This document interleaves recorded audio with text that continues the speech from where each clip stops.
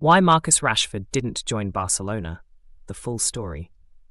Is Marcus Rashford the player that Barcelona needed?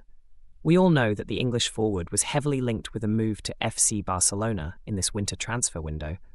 But guess what? The deal never happened, and it wasn't just about money. Why didn't Marcus Rashford, a player willing to cut his salary in half, join one of the biggest clubs in the world? And what does it mean for Barcelona's future? Stick around, because today we're going deep into the real reason why Rashford's move to the Catalan Giants didn't go through. If you find this video interesting, make sure to hit the like button, and if you're interested in FC Barcelona content, make sure to subscribe. Let's jump into the video. First things first, let's set the stage. Marcus Rashford, the 28-year-old Englishman, has been a Manchester United player since he was a child. But recently, his name was linked with several top clubs across Europe, with Barcelona reportedly making a move for him on loan. Rashford, with his electrifying pace and clinical finishing, would undoubtedly have added another dimension to Barcelona's attack. But, as it often happens in the football world, things don't always go as planned. So what went wrong in this potential blockbuster deal?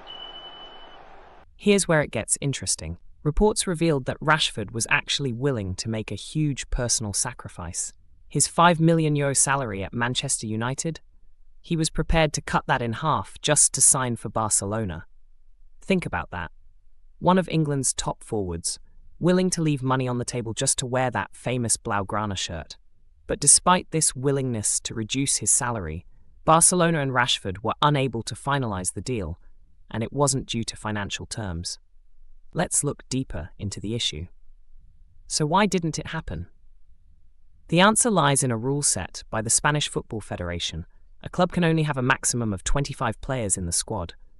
At the time of the winter transfer window, Barcelona already had their full complement of 25 players, meaning there was no space for Rashford unless someone left. And here's where things get complicated. Barcelona was actively trying to create space for Rashford. They had an option to send Ansu Fati out on loan to another club, with several suitors waiting in line, but Fati wasn't having any of it. Fati, despite being left out of many matchday squads and having limited minutes under new head coach Hansi Flick, refused to leave. Clubs like West Ham United and Fenerbahce were reportedly interested, but Fati made it clear he wasn't willing to leave. He wanted to fight for his place at Barcelona. It's understandable. Ansu Fati is still one of Barcelona's most promising talents.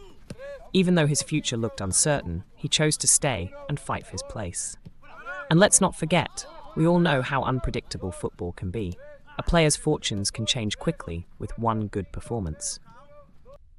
But Fati wasn't the only obstacle for Barcelona. There were also rumours of other players potentially leaving, with Eric Garcia's name coming up.